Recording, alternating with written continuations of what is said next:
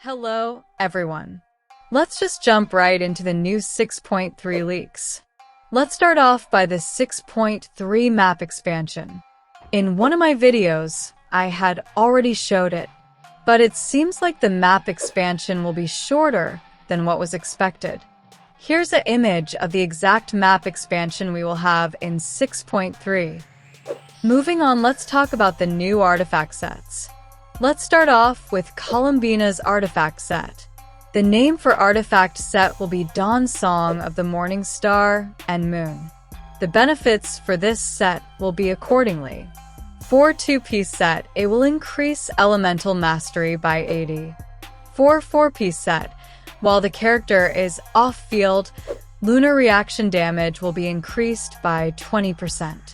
And if you are an Ascendant Gleam, lunar reaction damage will further increase by an additional 40%. These effects will be removed after 3 seconds of field time for the character who has this set equipped. Basically, it's similar to Golden Troop, but made for lunar reactions. Moving on to the Hexenzirkel Artifact Set. For 2-piece set, you would get increased attack by 18%. For 4-piece set, whenever you hit an enemy with normal attack, charged attack, elemental skill, or elemental burst, you will gain Blessing of Wind and Ballad for 6 seconds. This will basically increase your attack further by plus 25%.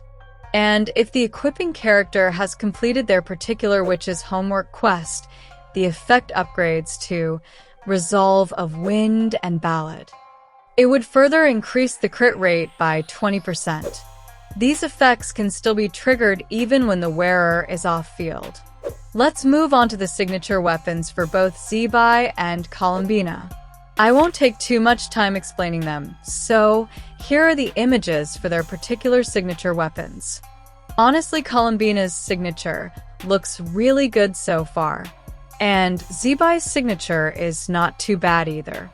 But Columbina's signature is definitely much more value between both of them.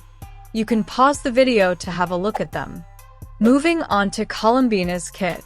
Remember that some of the values may change during beta testing, so this isn't final. Feel free to pause and have a look at the kit. I will go ahead and explain in short if you don't want to read. Basically, Columbina is a 5-star Hydro unit built around lunar reactions. Everything in her kit scales heavily with max HP, and triggering lunar reactions powers up both her and her entire team. Her normal attacks deal AoE Hydro damage, and when she is Verdant, her charged attack becomes a unique Dendro-infused strike that counts as Lunar Bloom damage. As for her skill, she summons a gravitational ripple that follows your active character and repeatedly deals AoE Hydro damage. As your team triggers Hydro-related reactions, Columbina builds gravity. At max gravity, it releases Tidal Interference, which converts your reaction into one of the 3 lunar types and deals a big extra hit.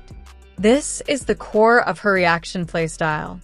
Moving on to her elemental burst, her burst creates a large moonlit domain that buffs the whole team's lunar reaction damage for 20 seconds. Basically, her burst turns the entire field into a reaction boosting zone. Moving on to her passive, she gains crit rate whenever lunar reactions trigger. Inside her domain, lunar reactions get new special effects. Lunar Electrocharged hits faster. Lunar Bloom generates special Verdant Dew stacks. Lunar Crystallization can strike again. Whenever your team triggers a normal Hydro reaction, it automatically becomes the lunar variant, and the team gets bonus lunar reaction damage based on Columbina's HP. Basically, she can convert the normal reactions into the lunar variant by herself. She can revive a fallen party member once every 100 seconds if you are in Nod Cry. I am personally surprised that they implemented reviving of the characters, but it is limited to Nod Cry region only. As for her constellations, while she is C1, Tidal interference triggers automatically every 15 seconds and buffs reaction bonuses. You can have a look at the image to see all the bonuses. Moving on, her C2 buffs HP, attack, elemental mastery, defense for active character depending on reaction type. Moving on to her C4, she makes tidal interference even stronger and restores energy, minimizing energy requirement problems. I had already predicted this in one of my previous videos. Moving on to C6, she will gain a huge DPS spike and greatly increases party elemental damage after triggering lunar reactions. To summarize her kit in short, Columbina is a reaction-focused hydro support and sub-DPS who scales with HP, constantly boosts team reaction damage, creates a powerful domain that buffs your entire party, has utility like reviving teammates but is limited to only Nodcry region, and lastly has high personal and team damage when built right. Let's move on to ZIBAI's kit, who is the White Horse Adeptus. Remember, some values may change during beta server testing. Feel free to pause the video to have a look at the kit details. I will go over the kit in short, to those who don't want to read. ZIBAI is a 5-star Geo Sword DPS who transforms into a special empowered state called Moonshift Interstice, where all her attacks turn into Geo damage and trigger enhanced lunar crystallization reactions. Her entire kit scales heavily with defense, and she builds a unique resource called Interstice Radiance to unleash a powerful special skill. Her normal attacks are standard sword attacks, but when she enters Moonshift Interstice, all attacks become Geo damage, and they cannot be overridden by any other element. They generate Interstice Radiance, which can be used to unleash a special type of skill. Her 4th normal attack hits twice during Moonshift Interstice, and the extra hit counts as lunar crystallization damage. As for her elemental skill, ZIBAI enters Moonshift Interstice for up to 15 seconds. While in this form, all her normal and charged attacks convert to Geo. She rapidly builds Interstice Radiance. Her skill is replaced with a new one, Starlit Steed Trample. She exits the mode after 15 seconds or after using Starlit Steed Trample 4 times. When ZIBAI has 70 Interstice Radiance, she consumes it to perform a powerful 2-hit Geo charge forward. The second hit is always lunar crystallization reaction damage. High defense equals high damage. This is the core part of her kit. Moving to her elemental burst. It is a quick burst that deals 2 hits of Geo damage, where the second hit is again lunar crystallization damage. The burst has a low cooldown and good damage scaling with defense. As for her passives, first is Celestial Descent.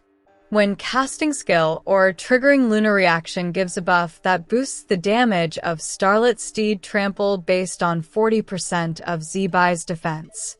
Her second passive is basically more defense equals more power. She would provide each Geo teammate with 15% more defense, and for each Hydro teammate 60 elemental mastery more. Her third passive automatically converts normal reaction to a lunar variant and gets stronger based on ZIBAI's defense as long as she is in the party. Her fourth passive is basically nighttime passive. Between 18 to 6 o'clock in-game, she regenerates elemental energy while out of combat. Moving on to her constellations. Her C1 will give her more radiance, more skill uses, huge buff to lunar crystallization damage. Her C2 will give her 50% more defense in Moonshift Interstice state and more defense-based bonus damage. Her C4 will make it so that her normal attack chains never reset, and hitting enemies gives a radiance buff for more lunar crystallization damage. Her C6 will be a massive finisher buff. By consuming high Interstice Radiance, she gives huge extra damage for 3 seconds. Overall, to sum it up in short, ZIBAI will be a Geo sword user. She has high defense scaling damage, a fast, fluid attack pattern, a unique resource called Interstice which we will have to manage accordingly, very strong synergy with Geo and Hydro teammates. She's essentially a defense-scaling Geo hypercarry with a unique gameplay. And lastly, here's Illuga's kit. Once again, feel free to pause and have a look. The values may change over time in beta servers. I will go ahead and explain everything in brief for Illuga's kit for people who don't want to read. Illuga is a 4-star Geo polearm support who boosts your team's Geo damage and provides strong synergy with Hydro and Geo teammates. His elemental skill summons his bird Adong to attack. When you tap the skill button, the bird dashes forward, dealing Geo damage. When you hold the skill button, you aim to mark a target and Adong charges directly at it. This skill helps apply Geo and generate damage consistently. Moving on to his elemental burst, Illuga lights his lantern, dealing AoE Geo damage and entering a 20-second buff mode called Nightingale's Nocturne. During this buffing mode, Illuga gains 21 stacks of Nightingale's Song.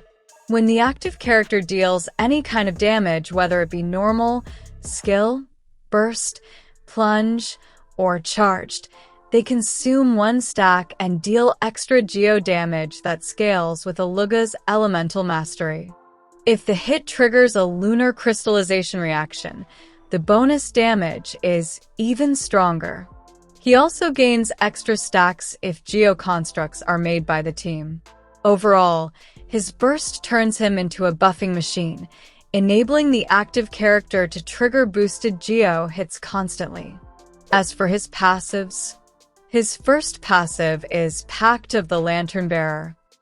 After using skill or burst, nearby teammates gain Oath of the Lamp for 20 seconds, which would increase crit rate by 5% and crit damage by 10%. Plus additional 50 elemental mastery when you are in Ascendant Gleam. His second passive is Nightingale's Song bonus, which is a scaling passive. If your team has 1 or 2 or 3 Hydro or Geo characters, the Geo damage bonus from Nightingale's Song increases by 7% or 14% or 24% of Illuga's elemental mastery respectively. If the damage is Lunar Crystallization, the bonus becomes even larger, which will be 60% or 120% or 200% of his elemental mastery respectively. Basically, more Hydro and Geo characters equals to stronger Illuga buffs. His third passive is basically his movement passive. At nighttime 18 to 6 o'clock according to in-game timing, your on-field character moves 10% faster. This passive is not active in Abyss or Domains. Moving on to constellations for Illuga. His C1 will restore energy for Illuga in Geo reactions. His C2 will consume Nightingale Song stacks during his burst, and he summons Adong for a lot of bonus Geo damage. His C4 will make it so that during his burst, the active character gains 200 defense. His C6 will buff Oath of the Lamp even more. Crit rate bonus becomes 10% more. Crit damage bonus becomes 30% more. Characters affected by Oath of the Lamp will gain additional 80 elemental mastery. In short, to sum it up, Illuga is a 4-star Geo support who boosts your active character's Geo damage through his burst stacks, increases team crit stats, and offers synergy with Hydro and Geo teammates. His skill sends out Adong for extra hits, while his burst provides your on-field character a lot of Geo damage buffs. Moving away from all the kits, let's talk about materials required for Columbina, ZIBAI, and Illuga. Here are the images for each of them, so you can start pre-farming in 6.2 itself. Of course, you won't be able to farm the new materials since they will come along with the map expansion in 6.3. Make sure to start pre-farming the materials, which you can in 6.2 itself. Moving on to how Lunar Crystallize would work. Well, you need specifically Hydro and Geo to react together to do Lunar Crystallize. Any other element along with Geo won't trigger Lunar Crystallize. You will generate 3 lunar wards near the enemy. For every 3 lunar crystallization reactions triggered, a lunar ward resonance will occur, dealing Geo damage to nearby enemies. This damage can critically strike, and its power scales with all characters who applied elements during a reaction. And that's about it. I have covered up every single 6.3 leak we had so far in one video. This video took really long, so I would really appreciate if you could subscribe. I will post more 6.3 leaks as they start showing up. I won't take your time any longer. See you all in the next one.